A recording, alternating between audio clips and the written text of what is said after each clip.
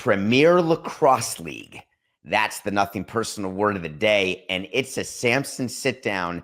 And we've got, wait for it, the co-founder and president of the Premier Lacrosse League. You've heard of him. You know him. He's a recent Hall of Famer. I want to bring in Paul Rabil. Look at him. Paul, thank you for joining us. How are you? Hey, I'm so excited to be here with you, David. So excited. I mean, listen, you're busy because you've got a league that's starting. You've got games starting. We're going to talk about all of it. But I wanted to start at the Hall of Fame because I'm not in any Hall of Fames. I called my high school and said, is there any chance won a World Series? Can I get into that Hall of Fame? Nothing. Nada. No response? Well, they responded by saying, are you willing to up your annual contribution? That was the response, which I found to be horrible, duplicitous, and of course I did. But well, the success of Nothing Personal is more than enough and is mantle worthy and Hall of Fame worthy. So it's funny. Pablo Torre is the guy who gets the awards at Meadowlark, and I'm the one who just does the shows every day with Coca. And when we had the opportunity to talk to you, first of all, you don't know this, but you're a celebrity in the household of my oldest friend, whose kids are all lacrosse players. He's a lacrosse player, and he's a fan of Nothing Personal. And when I mentioned to him that I had the opportunity to talk to you on a show, he geeked out in a way that made me wonder how you deal with people, because as a player, it's one thing, but you've segued so interestingly into the business side, and not many people geek out on business people. So now you're in a position where when people come up to you, do you want to talk about your playing days? Do you like talking about the league and the business side of it? What is your go-to when people are coming to talk to you? Leave it to you to start with a question that I've never been asked before. It's a good one. I think I prefer to talk about the business. You know, I am a fighter, and right now I'm fighting on behalf of professional lacrosse for attention and for commercial growth and for inclusion, whether it's in the flywheel shows of sports networks or what we were able to accomplish 18 months ago and getting back in the Olympics in LA 2028. And right now, that's what I wake up to and go to bed thinking about. If someone wants to chop it up around my playing days, I'm happy to do that. But ultimately, you know, I like talking about the things that are current. How did you manage to play and run the business? Because I didn't manage very well. Exactly. Because there's no one. It's funny. There's people who say, "Oh yeah, I played and coached," and then there's the player coach. But that's very different than what you tried to do. And I think you did it for like 3 years. Did for 3 years. You were still playing, and you were the co-founder. Explain to me how you allocated your day. Well, the story I had for myself at the time when my brother Mike and I, who's my co-founder and our CEO, went into this business together, we knew that I was going to be a part of it on the field. And I remember our first partnership was with John Miller and Mark Lazarus at the time at NBC Sports. And John Miller had a statement in the press that had said, if Sidney Crosby left the NHL, we would join the league that he started. And so there was a little bit of pressure. But the story that I had was that as an athlete at any age, when you step on the field, all the other stuff off the field goes away. Your challenges in the classroom, your challenges at home, girlfriends, whatever. Step on that field, inside that rectangle, the level of focus and presence skyrockets, and it's a beautiful place to be. So I really felt like, okay, let me try this out. The outcome was more challenging than I had estimated, because you're looking, it's business. I can't go to a baseball game and not pay attention to the signage. I have to pay attention to the lines at parking and at the concession stands. So I don't even understand how you can compartmentalize in that way. Well, I think the issue with lacrosse, and one of the things that, depending on the depth of which we get into the on-field product and talk about rules, and I've studied the way rules are formed in the genesis of disciplines. I've studied sort of Daryl Morey's reports around things like, hey, if there's an offsides, the assumption is the field or the court is too big or there are too many players on the field at once. With lacrosse, there's a lot of triangulation and substitutions on the fly. Mm-hmm. And in hockey, the other sport where you sub on the fly, you take about 25 to 30-second shifts. Lacrosse, it's very much in and out. Offense, they take a shift, they go out. The defenders go on, take a shift, they go out. Offensive players. So by that, as a midfielder, I spend half the game on the sideline. And then in those moments, David, I would look at the A-frames. I would look to see if there was something going on in the stands. I would wonder if a ref got it called wrong or, potentially got it right, but something was going to be debated, what our disciplinary committee might think. So there were definitely distractions. But in the end, I would say that it was a valiant effort. I wouldn't take it back. I loved it, and it was probably the largest reason as to why I retired when I was 36. So which stat sheet did you look at first after a game? The stat sheet of the on-field performance or the stat sheet of the off-field performance? Yeah, good question. I was able to commit to the on-field performance. I would look at the stats and there's a beauty in it. I've played in front of 55,000 people, and I've played in front of 5,000 people, and I've played in front of 500 people in my career. And I will say, in all three of those scenarios, the game is the game is the game. And the nerves and maybe the adrenaline shifts naturally. But ultimately, once that whistle goes, you're just focused on winning. And in the locker room, win or loss, you are sort of commiserating or celebrating with the boys. And that was a sanctuary for me. Outside of the locker room, yeah, I'd line up with my brother and we'd talk stats. So I used to think that way. And here's what changed it is during COVID. So I worked for teams, low payroll, Expos, Marlins, attendance issues where the players at home would say they're lacking energy because we'd have 10,000 people and they'd go to Wrigley Field and they'd play in front of 30,000 people and they felt that it would lock them in more. And I would say to them, listen, every game counts the same. I need you to lock in wherever we are because these games actually matter. But then COVID came. And what we learned when we were doing games, and I was out of the sport by now, but I was doing nothing personal, but games in the bubble for the NBA as an example, or when baseball played the World Series in front of no fans in Texas, and smaller where you had to have only 10 people, per section. It was all this crazy stuff. It did have an impact. And we tried to get the players to have it not impact performance. So to me, it's a double whammy for you when you're trying to do business and play, because if you're playing in front of a small house, you're worried about the finances and you're worried about the adrenaline, even though you say that, hey, when, the puck gets dropped, that's my expression for every sport. Don't get offended. When the puck gets dropped, that's it. We're only focused on that. And so the skill for you to be able to do both and compartmentalize, I'm in awe of that, I must say. Well, I appreciate that. I would add two thoughts. So the first is I think about vibe and energy in any given size room versus number of fans and stands, because I think what you're saying when you said 10 versus 30,000 people is that 10,000 people in that venue was not a sellout and 30,000 was. But I've been in plenty of 10,000 sellout venues, 5,000 person sellout venues, 25, and the vibe is ecstatically frenetic and exciting. Agreed. And so I think vibe and venue fit is really critical. The other is, it's probably best for a proper sports psychologist to discuss, but I've studied sports psychology and I worked with a guy, John Elliott, for the back half of my career, who was brilliant. And what you expect out of a pro is their best effort all the time. And what you see with some of the most iconic players in sports history is that best effort in practice. I'll call to the famous 1992 Dream Team basketball team, right? And their infamous practices that were just better than any game that their head and assistant coaches best competition they had of any game. That's right.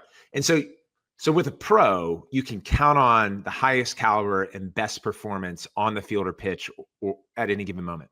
But what you get with a sold out vibe is a turbocharge.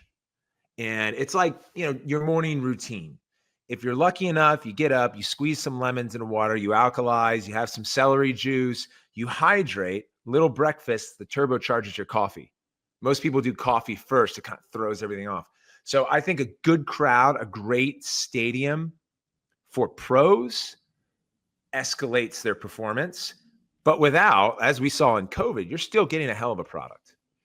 So I was thinking about what you were doing, and when you're building a league and when you are doing the pro formas. So we talk a lot of business on Nothing Personal, and I want to spend some time talking about the business of your league.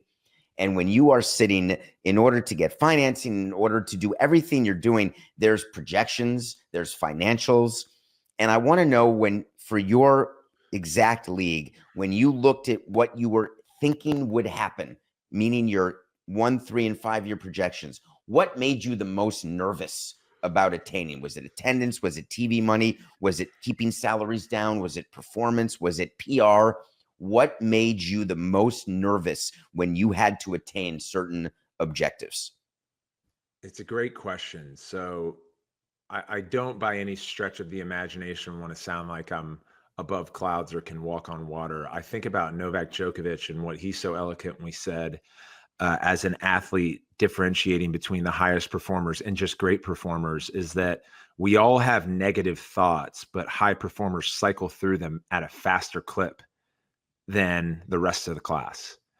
And there are these moments when you're building a company, sports league, launching a sports team, any business, where there's money on the line and there's people's jobs on the line and your word on the line, Ego on the line. You're going to have some negative thoughts. What if? And that's actually healthy friction. But I think you get nervous when you ruminate in those thoughts. And so I don't get nervous because I recognize them. I maybe say hello, give them a nod, and cycle through them. And when you're launching a professional sports league in a wholly owned way, there's so much going on. You don't have time to ruminate. You have to get all the players signed. You have to launch teams, and that includes building IP. You have to get jerseys. You have to design them. You have to figure out your distribution. You have to find your corporate partners. You have to be able to stand up a ticket sales organization, figure out how the hell to sell merchandise on site and online. You have to figure out all the legalese around running a sports league and workers' comp and insurance and marketing, et cetera, et cetera, et cetera. So it's almost like you're trying to swallow the ocean all at once. And so there's no time to ruminate, but what you have to do is process. And I think about some of the great teammates I've had in my career. A number of them have gone on to become Navy SEALs, and Navy SEALs call it chunking it out, where you have a huge mission in front of you. And the only way to get to your goal, to accomplish that mission, is to do it brick by brick, step by step, piece by piece. And so you have a big whiteboard of everything you have to go tackle, and then you zoom in. Okay, what am I doing right now? And that was the approach. Now, I was so ready to talk to you about swallowing the ocean because there's an important business principle there, but I got to go to the Navy SEALs. Is there a correlation that I'm missing between lacrosse and Navy SEALs? Because I've never heard of any like minor league player who doesn't make it, or a major league player whose career doesn't happen or does happen, and then whatever they do. I'm not sure there's one baseball player, and of course someone's going to correct me because I make mistakes on the show. I don't think there's one baseball player who became a Navy SEAL. Well, within just 6 years of playing at the PLO, we've had 3 players who are now SEALs. Explain this to me. They've made the decision to leave professional lacrosse because this is the highest ranking discipline in the United States and what we would say in the world. When you talk about courage and risk and physical and intellectual investment, and so it's pretty spectacular. Now, I know lacrosse is in the top 2 of disciplines of Navy SEALs who are active, who played in college. The other one, I believe, is wrestling. And we're close with the Navy SEAL Foundation as well as the Green Beret Foundation. We host a Stars and Stripes Classic every year, right around our playoff season, where former and active SEALs and Berets get on the field and they play against each other. And it's distributed on ESPN Plus, who's our network partner at Disney and ESPN. So we spend a lot of time, feeling motivated, contributing to these organizations. For me, it's the combination of physicality, artisanship and craftsmanship in the hand-eye coordination of a stick and ball, the endurance, the agility, and ultimately it's such a team game, different than American football, I would say, because it's more fluid. In football, and why Bill Belichick is the most celebrated coach of all time, is that the coaches call the plays, unless you maybe have Tom Brady or Peyton Manning who will audible on occasion, they call the play every reset.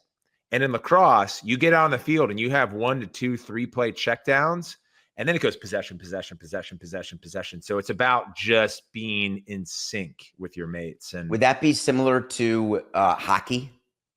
Yeah, it's like hockey, except there's more possession. So in that, the shape of the game is slightly different. And I'll say it another way. There's no shot clock in hockey, right? So now all of a sudden you have possession, which allows you to lean more basketball than hockey.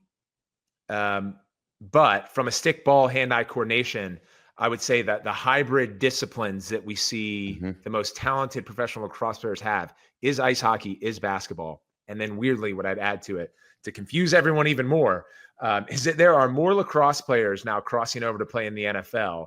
And even vice versa. We're getting a couple of former NFL players at training camp next week back to the PLL. And I think it's just spectacular athletes. So now where do we go next? This is too good.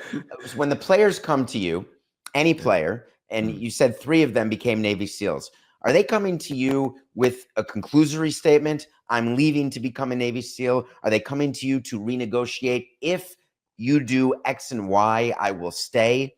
Or is it something that you counsel them? Because one of the things you mentioned about swallowing the ocean, and I slightly disagree, because the big part of the ocean when you're starting a league is dealing with labor costs. And it's really, to me, the most important thing, because you marketing you have to worry about, and obviously the formation, the legalese, but labor and keeping that under control, to me, has to be number 1 or 2. So how big an issue is that for your players? Well, no question. And when we launched the league, we didn't have any revenue coming in. So player wages to league revenue in year 1 was something like 85%. Ooh, that's a bad number. The most it's supposed to be is 50. It's 50% is typically what's collectively bargained. But when you're starting a league and you wholly own it, which means we take all now 8 teams payroll, we absorb it. The best metaphor I ever heard is building a professional sports league is like building a major skyscraper in New York City. You have to dig really, really deep down into the earth, and then you start building up. And then when you get above land, that's when you're either cash flow positive or you're starting to see a real uptick in valuation. So we had to drill deep, and that was an understand with the right long-term investors like Joe Tsai, like Arctos, like Churning Group, like Rain. These were people and firms putting in capital on an up to 20-year play. And we were looking at case studies of the UFC and Major League Soccer. So quickly, you're right on player wages. We could talk a bit about that. But to close the chapter on Navy SEALs, when a player comes to me and say, hey, I'm thinking about going to Buds, I say, God bless you. We're here if it doesn't work out. Go kick some ass. So when you raised money and you just went through your list of investors, and they're all what I consider top flight investors, sophisticated investors, they gave you right off the bat a 20-year runway? Because they didn't give us 20 years of capital, but they understood that their mind frame was 20 years. That was 100%. Their horizon. 100%. Wow. And Mike and I want to do it in half. But if you think about private equity, and a lot of them now have sports desks where they're going back and forth is their standard 5 to 7 year hold and trying to get, anywhere from an 18% IRR to potentially the stage of the league or the team or the software 3x. That's not the right path if you're an entrepreneur starting a sports league. There's too much urgency against something that takes a long time to build. And the value proposition of a professional sports league, if, by the way, it's the tier 1 property of a discipline, which was part of our like headline thesis, right? We're not building another version Explain of to people what basketball. that means. That's why you're not the XFL.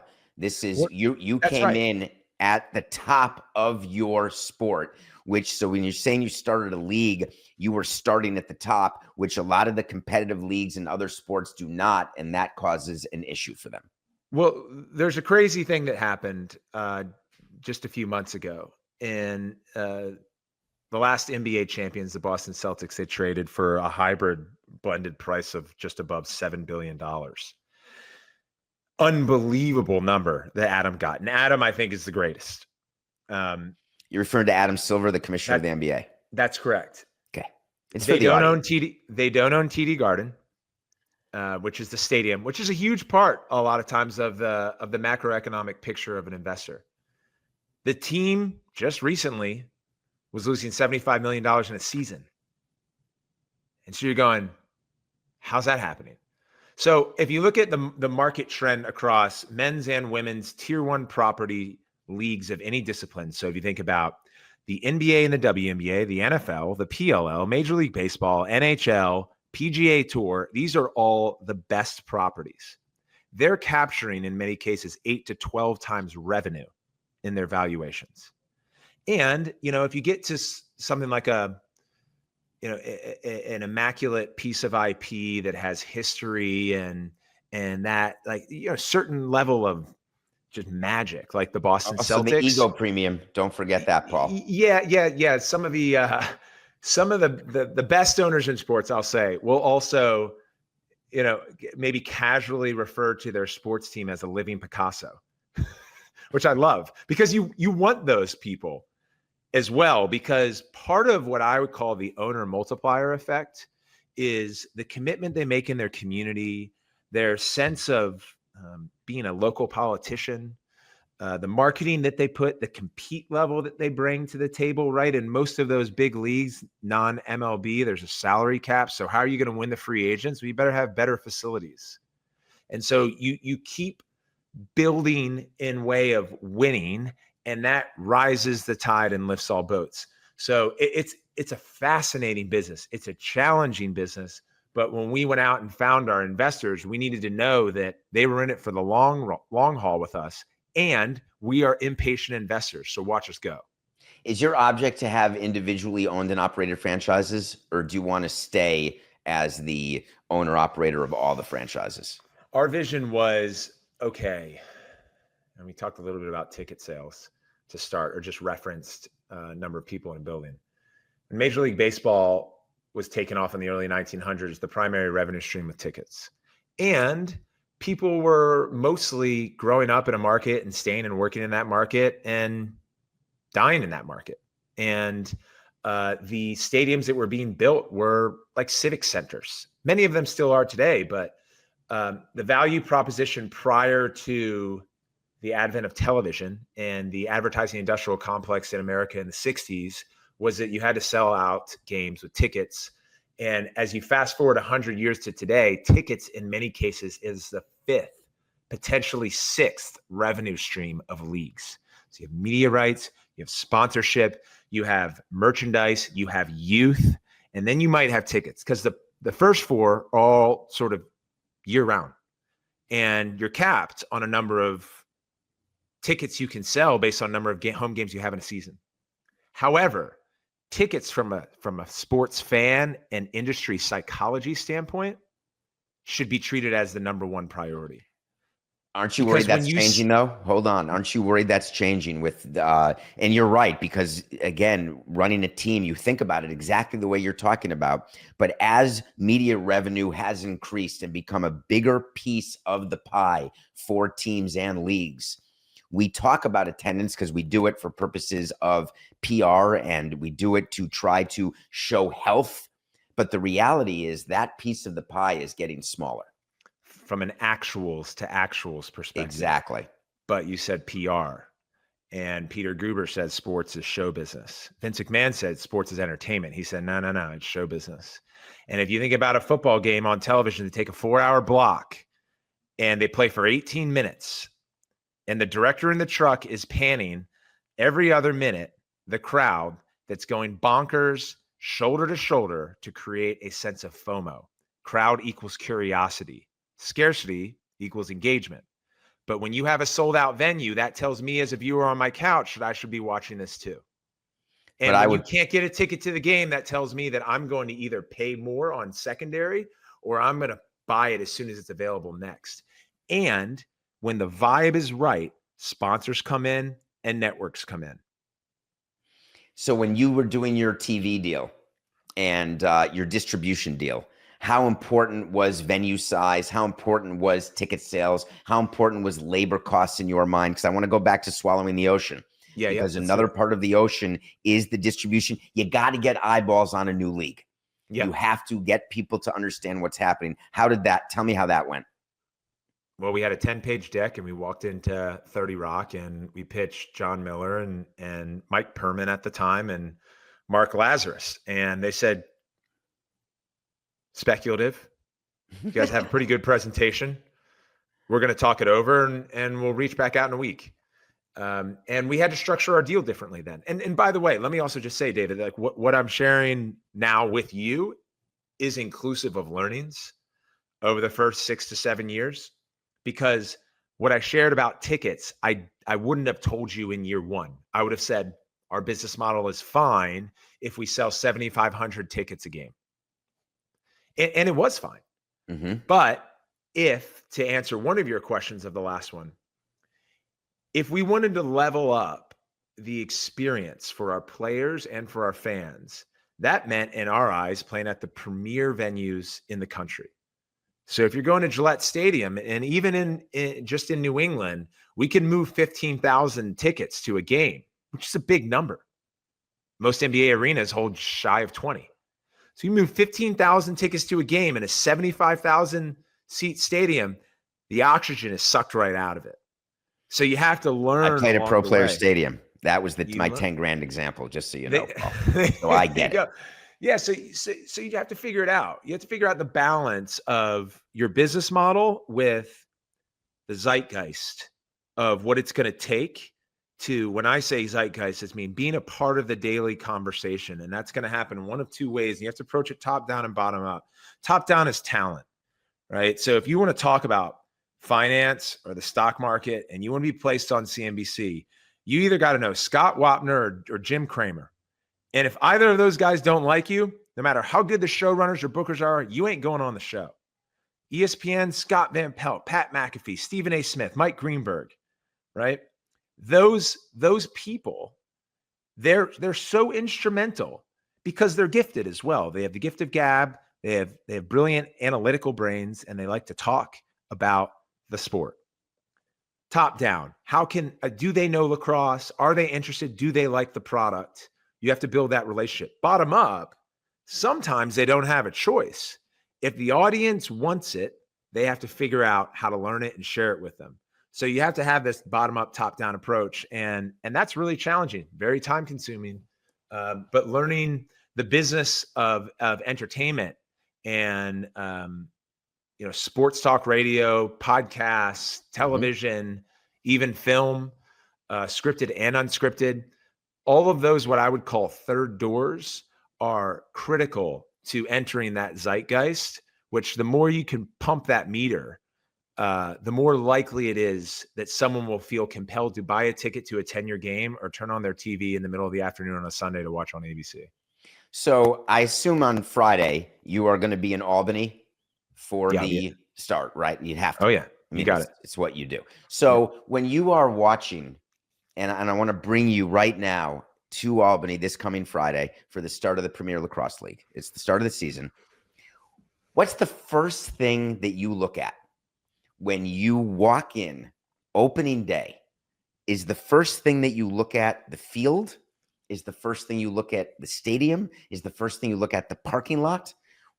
Tell me bring me to opening day as this is I'm picturing you like you're the turtle, the famous Dr. Seuss character who rules everything that he sees, because that's who you are as co-founder and president. This is your league and opening day and all the feels that come with that. Tell me about opening day for you and what you're doing.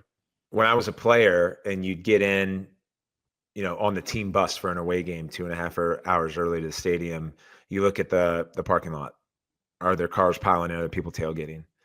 I'll call back to John Elliott, my sports psychologist. And when I was asking him about one of his clients, Derek Jeter, and how he was the captain of New York for 20 years and balancing working with a clubhouse while also preparing his engine to perform at the highest level, he said, well, Derek gets there before everyone else.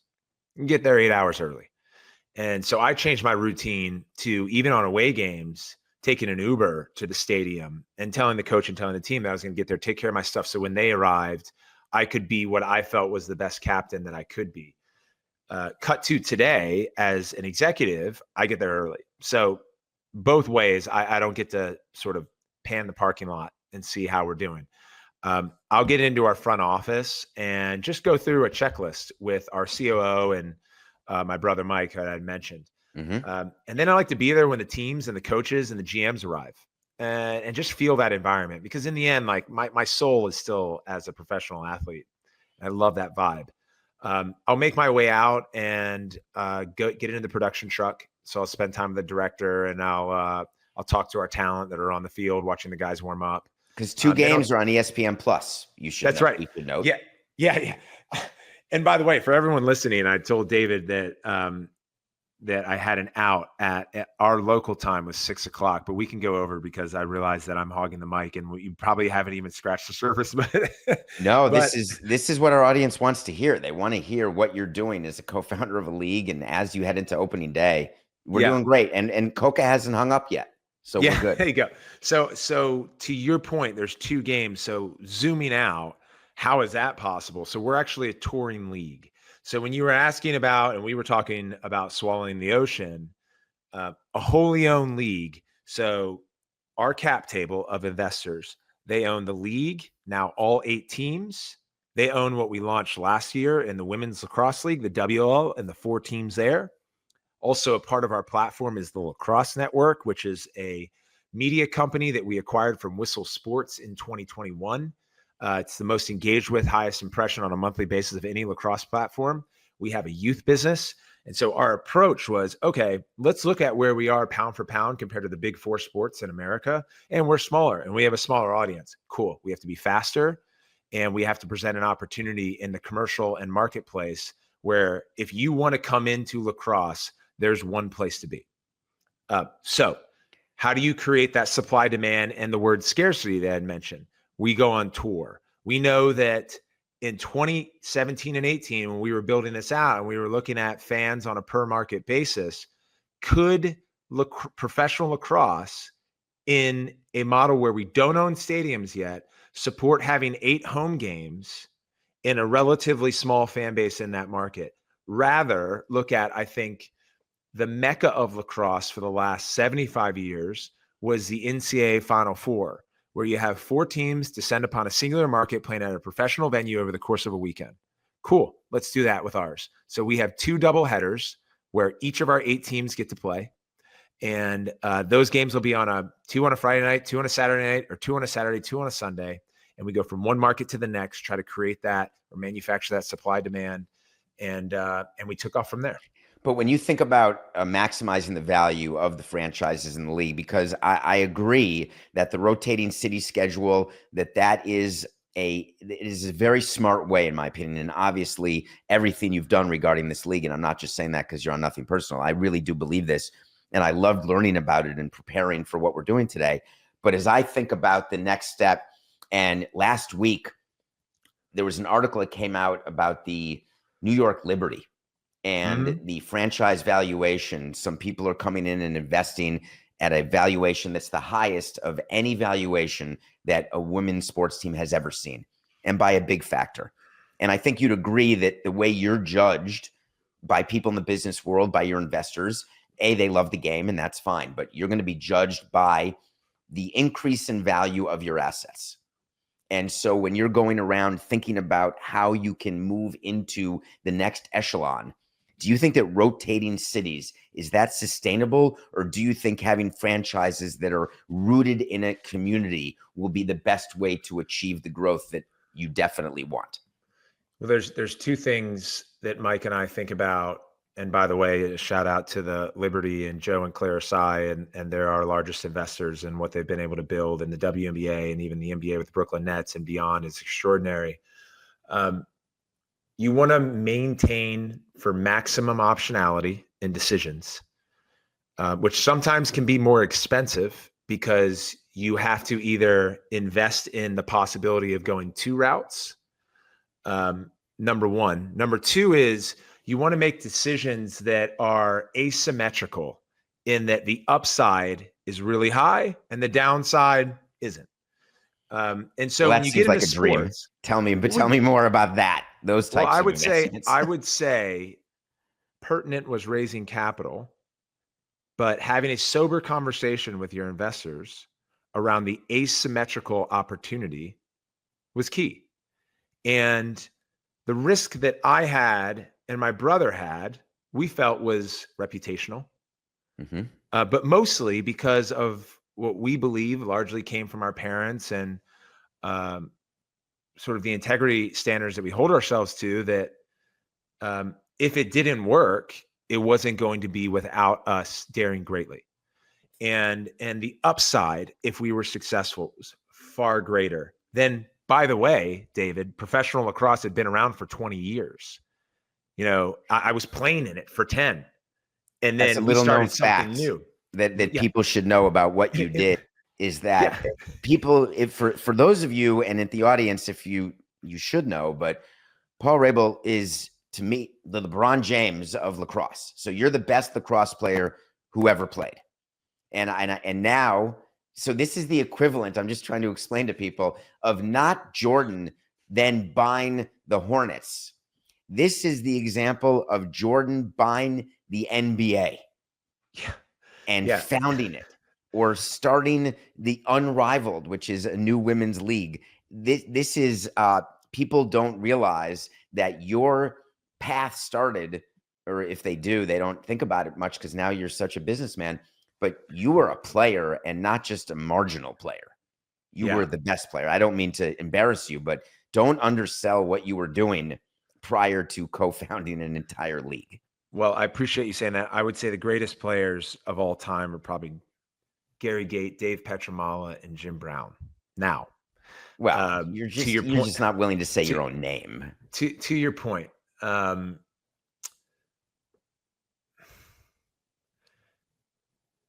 had always said that if I was playing in the NBA, I would then look to buy a team.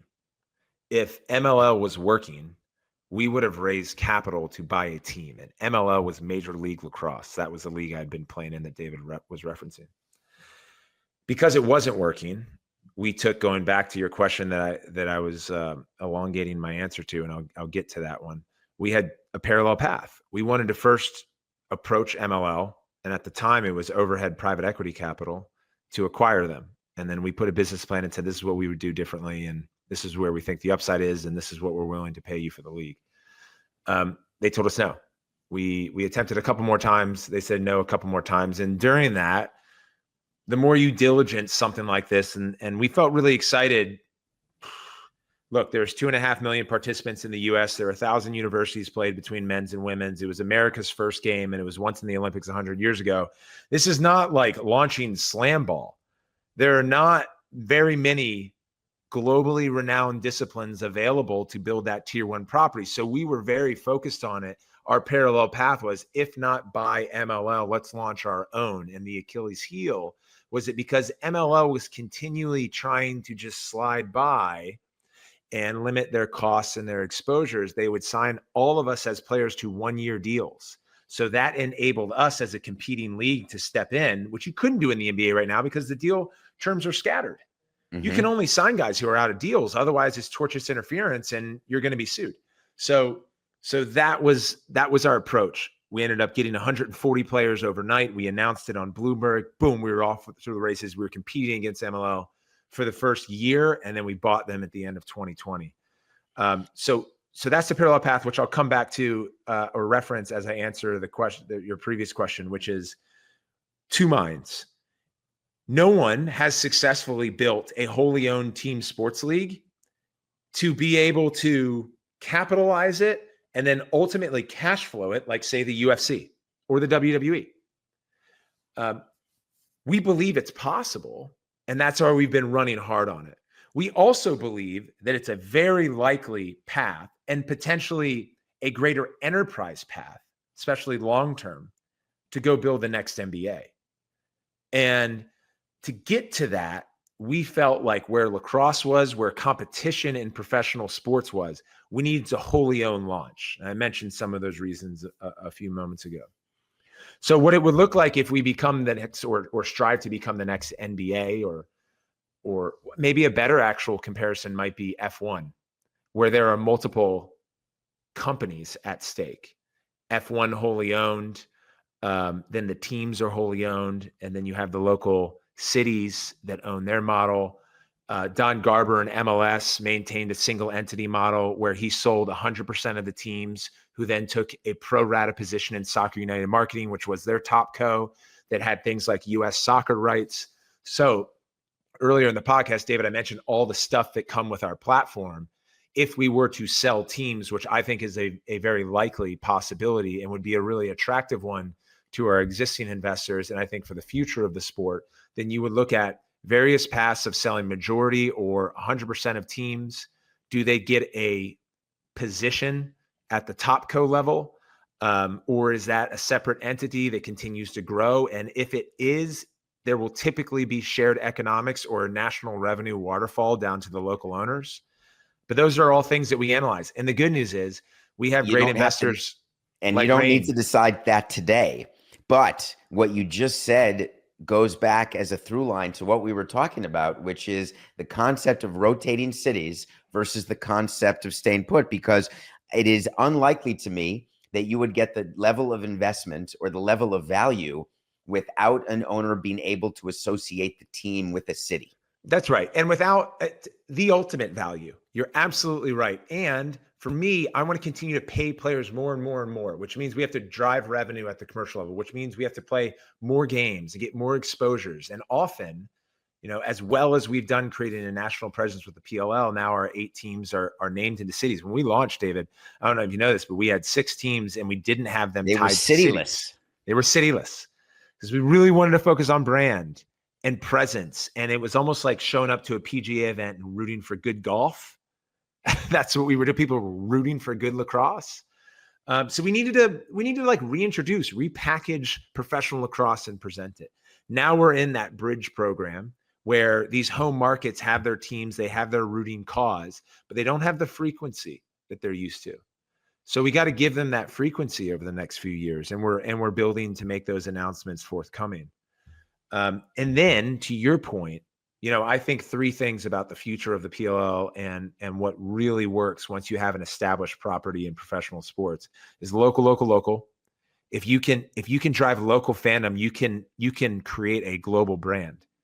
And there are 6 or more football clubs operating within a couple of square miles in London, and they all have global brands: Chelsea, Tottenham, Arsenal. So what we're finding is even markets like Salt Lake or Kansas City in the NWSL, or previously St. Louis, you don't have to go to the tier 1 TV markets or tier 1 by like DMA population size. Those do present value, but when we think about local investing, having more games, giving people who are in that market a sense to fall in love with their team so that you can get and achieve the best lifetime value of a customer in any industry, which I would estimate is greater than 30 years. SaaS investors, these big hedge funds, they try to ask, what's the LTV? And then what's our customer acquisition cost? And then what's the delta? And if it's the lifetime value is greater than the customer acquisition cost, let's just pour our investment onto customer acquisition. So lifetime value in sports, you got to get that by being local. I talked about the owner multiplier. And then the last one is home and away economics are pretty powerful. But you said local. And I would say that from baseball standpoint, and I'm thinking about your league as well, it used to be local with the local TV deals were a huge thing, a huge revenue driver. And then they have fallen apart. And now what baseball is trying to do is collect all of the rights and make it more national.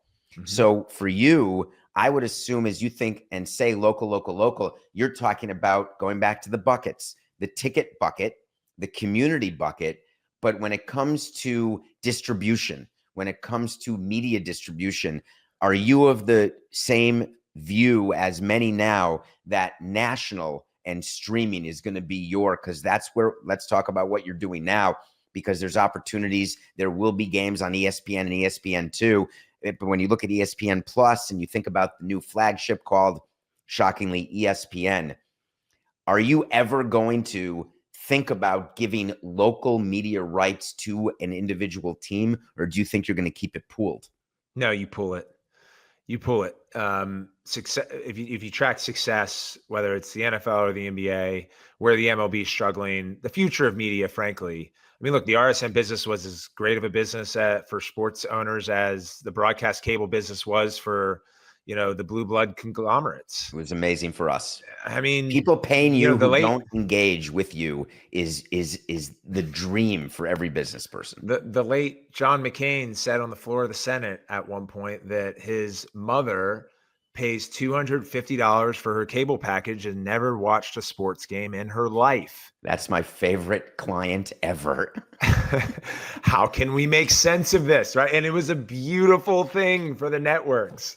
But we've evolved into a streaming climate, and that's also beautiful for the fan. The power is shifted to the consumer, right? And it's created a lot more stress on media companies that are spending tens of billions of dollars a year on content. But without diving into an episode on media and the future of media, the beauty is that when I was growing up, living just outside of Washington, D.C., I couldn't watch any Niners games. The reason why I wanted to watch a Niners game is my uncle had somehow found a signed Joe Montana picture when the Niners were playing the Atlanta Falcons, because he was living down in Georgia, and he brought it to me. And I was going, I'd love to watch the Niners play, but I couldn't watch them. Young kid who is me living outside of D.C. today that wants to watch Steph Curry play can watch it because of streaming. And what you had referenced with the new ESPN DTC, and we already see it with YouTube TV, is you have these 4-panel broadcasts now where you can actually watch 4 games at the same time. They're figuring out how to attribute ratings to it. Right now, it's based on, I believe, the rectangle that you're listening to the audio to. But it's only going to get more exceptional from a viewing experience, and fans will have access to matches anywhere in the world on any size screen. So, Paul, I can keep going. We only have 2 minutes left, and I want to end with this, that the Premier Lacrosse League, it is starting Friday, May 30th. I want you to speak to your fans. We're talking, obviously, to the co-founder, the president, Paul Rabil. Tell me, what do you want fans right now? 90 seconds. What do you want fans to know about this upcoming season that starts on the 30th? It's going to be our best season we have ever had. And if you've seen lacrosse before, from a talent perspective, the skill level is exceptional and the athleticism is absurd. We have NFL former linebackers playing defense that are wielding a 6-foot-long stick and bone sawing an attackman who's split dodging like he's Julio Jones, turning the corner with the finesse of Connor McDavid. If you've never seen lacrosse before, it's known as the fastest sport on 2 feet, dubbed in 1922 by a Baltimore Sun writer. And that's because the ball can go back and forth over a 100-yard field by aerial passes and by ground pursuit. It was the first game of North America. If you're a historian, the Native Americans created it. They shared it with us. The game is played in the Olympics in 1904, 1908. It's back in LA in 2028. I share all that with you because there are various reasons as to why to tune in. But in the end, it's on us. If you tune into ABC on Saturday, May 31st to watch our opening weekend and you don't enjoy us, that's on me. We believe in our broadcast. We believe in our network partner in ESPN. We believe in the players most importantly. And thank you for having me on, David. I mean, that is the perfect elevator pitch, because what you're trying to do is extraordinarily difficult to do. And it is a path not traveled by many and completed by even fewer. And I would say that your investors are lucky because they've got someone with the passion, the know-how, the intelligence, the understanding from a player standpoint and an executive standpoint. and it allows you to actually just look at all your players and tell them about the business. Paul, I appreciate it. Congrats on the Hall of Fame. Good luck this season, and I really appreciate your time. Yeah, this is really fun. I appreciate you having me.